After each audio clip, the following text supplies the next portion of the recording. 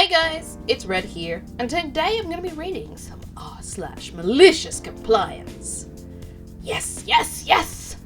Alright. If you're ready, let's get started. The cheerleaders can break dress code because they're school uniforms? Guess I'm wearing mine. Way back in 2013, I was a sophomore in high school. And there was a tradition that on Fridays, the cheerleaders, football players, without their pads of course, band members, and the other groups performing wore their uniforms to class. This wasn't a written tradition, and only the cheerleaders and dance teams' uniforms broke dress code. Nobody really batted an eye to it. I wasn't a skirt person, but I like dresses once in a while. I grew up in Texas, and it's still significantly hot in August, September. So one time, while wearing a casual sundress in September, I was pulled out of class and reprimanded because the end of my dress was 4 inches above the knee, when the dress code said no shorter than 2. I pointed out the cheerleaders and dance teams' uniforms every Friday and how they reached mid-thigh at their longest, but was told that it was okay because students can wear official school uniforms, and was sent home to change. Clearly, somehow someone had forgotten I was on the golf team. Immediately, my mind was turning to the next Friday. The school had recently upgraded the golf team uniforms the year prior, and the girls' team uniforms consisted of a short-sleeve collared polo shirt and a skirt. If you don't know what a skirt is, it's essentially a skirt and short shorts combined. It looks like a skirt, but they essentially act like built-in bike shorts. And these things were short. I'd argue shorter than the average cheerleader skirt. So, that next Friday, about 3 days later, to my parents' surprise, I was ready to go in the morning in my golf uniform. Usually, I would take a bag to keep the clothes in to change after school. But I just said, Fridays we can wear our uniforms to class. And they accepted without question and took me to school. By second period, I was sent to the office yet again. And the first thing the assistant principal asked me was why I would deliberately disobey me right after our last conversation, and threatened in-school suspension. I'll never get anywhere in life by not listening, yada yada yada. When I finally had a chance to get a word in, I said, but this is my school golf uniform. And I pointed to our school's logo that was sewn onto my polo shirt. You said students can wear official school uniforms to class.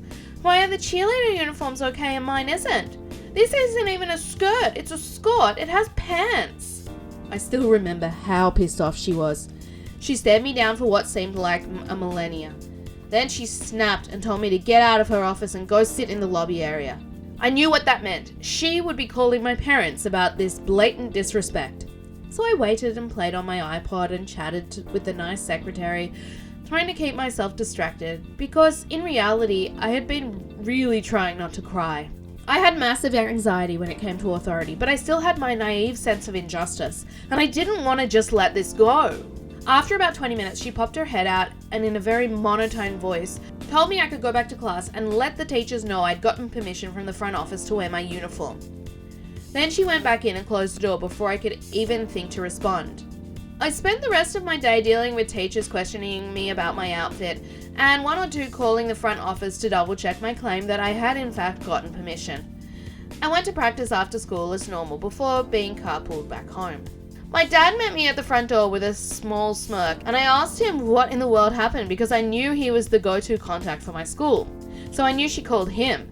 He explained that when she called and tried to get him to come to the school to get me and talked about punishments for my insubordination, he immediately began to argue with her and admitted he raised his voice quite a bit, asking why I wasn't allowed to wear my sport uniform that the school provided me as a dress requirement at my golf practice, and mentioned taking this all the way to the school board and resolving this obvious favoritism.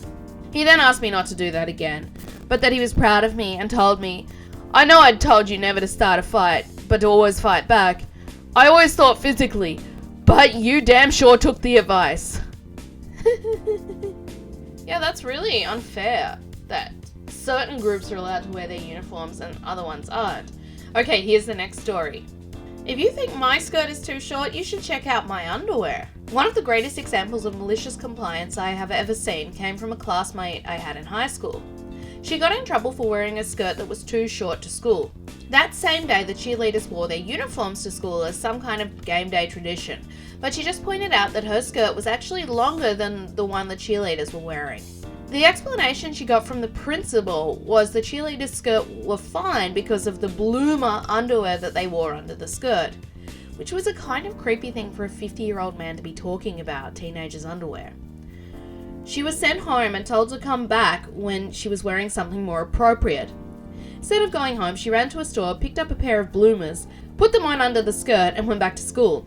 When the principal called her out for still wearing a skirt that was too short, she just asked him if he wanted to see her underwear. Oh no. He was too embarrassed to respond, so he let a female staff member handle it from there. They ended up changing their stance to the cheerleaders' skirts being fine, not because of the underwear, but because they are an official school-issued uniform. I always thought that was a BS answer too, but I guess it did get around the loophole. Sir, do you want to see my underwear to make sure I'm compliant? But imagine if he said yes. Oh my god. Okay, here's the next story. Usernames must be exactly 8 characters long. Working my first job post-graduation back in the mid-90s, I was 1/3 of the entire IT department for a major publishing company in the business of publishing daily news in dead tree format.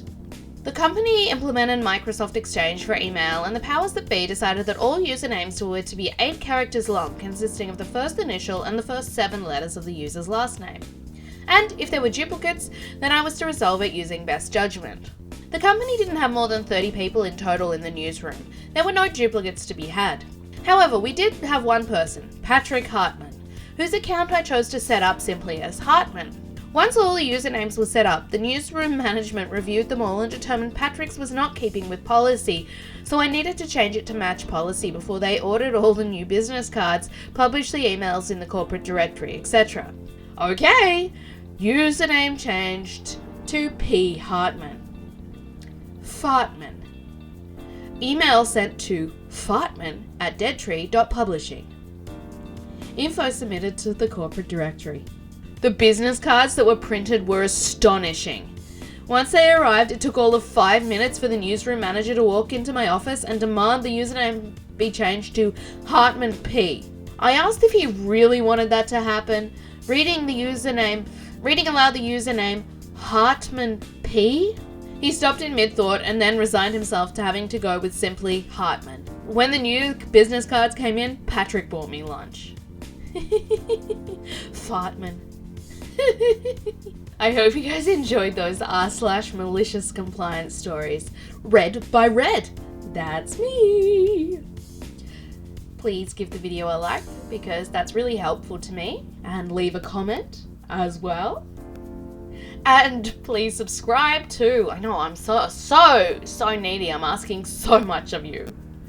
But it would really help me out. And I really appreciate you watching today, guys. Thanks so much.